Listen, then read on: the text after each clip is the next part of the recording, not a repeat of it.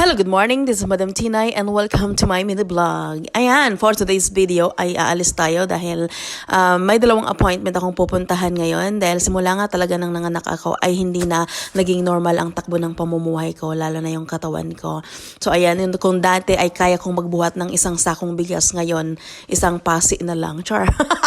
Isang butil na lang. Ayan, dahil nga ako ay nasasaryan, so kinakailangan na i-therapy ako ng 2 o 3 beses sa isang linggo o kaya 1 o 2 beses sa isang linggo. So ayan, after ko ngang i-therapy ay dumiretso na ako dito sa workout station nila. Ayan, mga mare, napakaganda at napakalinis talaga ng paligid at napakabait at friendly pa ng aking trainee. Ayan, so may binigay sila sa aking relo. Char. So ayan, pauwi na ako at i-massage na nila ako ng bonggang-bongga. So kailangan na naman nating magpagod. Char.